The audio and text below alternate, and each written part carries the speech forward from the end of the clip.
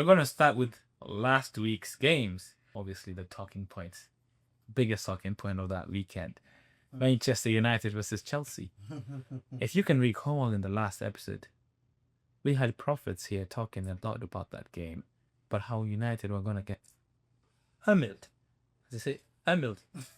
We're going to get hammered. Yeah. I don't know, it doesn't roll off the tongue really well, but those are the words that were being used. And it was quite interesting, how things turned out to unfold. And United came out on top, and we are going to have a quick chat about that right now, because obviously we can't just keep that, Yeah. So, guys, what are you guys thinking about that 2-1 loss to Chelsea? I would allow the prophet to speak. Oh, the prophet is looking in the past now.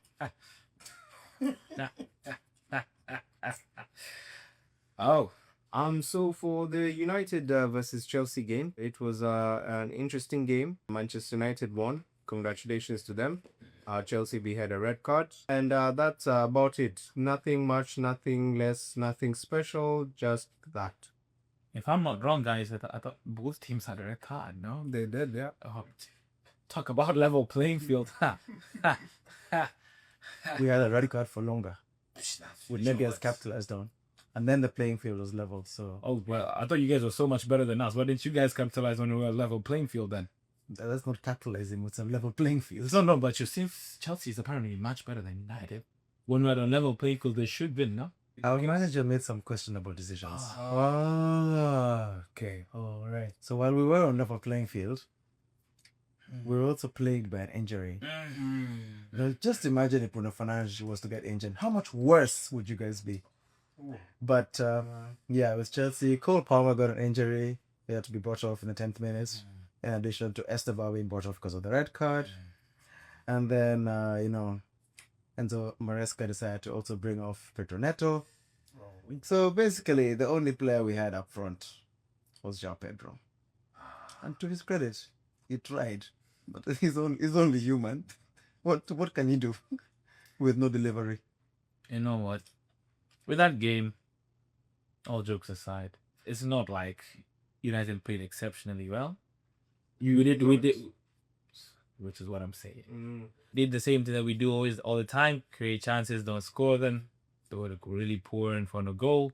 Same old story, Casemiro, man, I got no words. But he scored a goal. And he scored a goal. He did well before getting another yellow card, which just baffles me. I still think it was slightly harsh, but he was wrong to give the referee that chance to kind of make that decision as well. Agreed.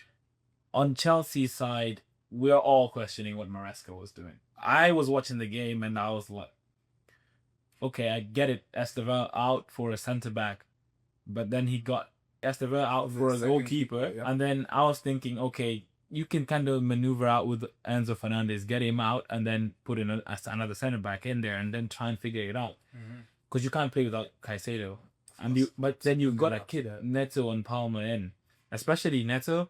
Neto is your outlet. That's what I was thinking. So when I saw him coming out, I was like, good for United, but that was just a crazy decision. So emotional substitution there. Completely. It seems like maybe it's not something you guys run through in training, but I feel like when it comes to 10 men, he gets panics in a way.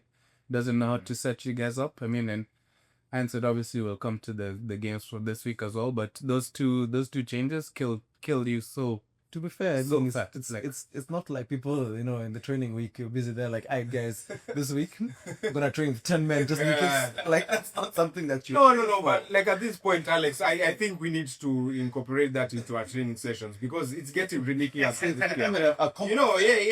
need to start now figuring out how we play with 10 men because at this point, what are we doing as Chelsea? Surely. Doesn't make any sense, but honestly, I generally think we'd have given Man U a much harder run. I feel like the game would have been a lot more equal. It was equal for the most part, at least when we were on level playing field, but just that lack of an outlet and then the decision to bring in defenders, that only works if you can have the confidence in those defenders.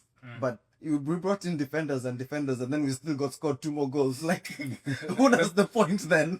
At least I would have felt better if we brought on attackers. We brought on Gittens, brought on a Garnacho, and then we still got scored those 2 goals. And I said, you know what, fair. You gave it a shot. You tried to win the game or go at the game, and it didn't work out. That's fine. But now you bring in defenders and you're still getting scored. There's nothing else that you could have done. Yeah, That is true. for entertainment purposes, I really wanted to see Garnacho. I felt like he had That was gonna be a something great to side I felt like he had something to do. He was being booed when he was warming up Yeah. a lot, and they were chanting some insulting chants, which was expected Honestly, from it's United fair. fans. The way he spoke on social media when he Yeah, was leaving, you might it was fair. Yeah, we expected it to happen, and it was hilarious, the banter on Twitter when he didn't come on, bruh. So I remember there's this account on Twitter called Hater Central, which is just wow. As the name suggests. Yo, this guys, when the lineups came out, this guy put up a post. Alejandro Garnacho will be starting in his natural position. And warming the bench. Mind you, he's on the bench, bro. Yo, mate. After the game, it says Alejandro Garnacho. Wait. Oh my God. The slander names is not from that account. Yo. But Garnacho will still be good for Chelsea. You heard it here first. You know, It's a prophet. it's prophecy. It's prophecy. It's a prophecy. Guys, you know what? Fair enough. Maybe he does well for Chelsea for about 6 months before he's sold to Saudi. These things happen. I know what Chelsea does. We have God will be the Manchester get a bag, man. bro, it's okay. I'm not here to blame you. I would do the same thing. So fair enough. But we know what Chelsea are. We know what they do. You don't perform for a year, you're done. Thing is, it's so funny how Gittens is being treated by Chelsea fans right now, especially on social media. People not even giving him time before. But yes, obviously there's a lot of expectations that come with playing for Chelsea. And the issue with Chelsea is they never have, apart from Cole Palmer, I think, and maybe João Pedro and Neto to some extent, nobody really has like a cemented place in the team. Well, like I said, are you talking attackers? Caicedo, Correa. y'all don't have another left back. Okay, Hato. But Correa is also holding it. But when I say it's because you don't even have experience in those positions, so you can't even count Hato as like someone who's like that's a backup, but you don't even know what he's gonna give you as a backup. Fair. I feel like When he's fit, Reece James is number 1 on the team sheet. At least, his minutes have been being managed. But it's the same thing you guys are going on about. Like Chelsea, there's sometimes you even see players you don't know. Oh, no. I think you should direct that way. Oh, serious? Okay, I know my Chelsea. Yes. We're on the same team. What is going on? True, you and I are, but look like Enzo Maresca is on the same team as us. Oh my God. So it's been a tough month for Chelsea. But yeah, I agree. Doing ridiculous things like bring on Tyreek George instead of Gittens, or people you've spent 80 million combined with, and then you bring on Tyreek George, as my colleague here likes to call him. Evil Saka. He does look like an evil Saka. He mentioned something before we started this episode where apparently Chelsea had 1 win in September against Lincoln FC. Yes. So Lincoln, the league, Carabao Cup.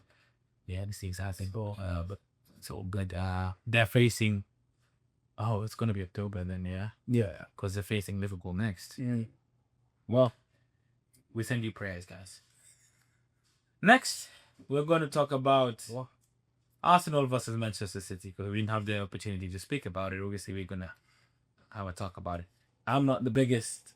And you know what? I'm a big hater of both teams. That's why Don't mince your words. Say it as it is. I hate both teams. So this is one of those situations you just wish they could both lose, but it is what it is. The game was lackluster for the majority of the game before players came in to kind of change it up.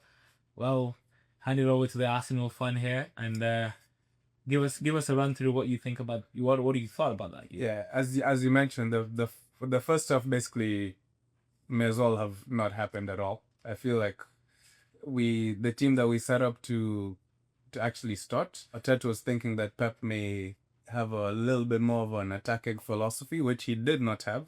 it was basically haram. Pep and Arteta decided that a draw is enough.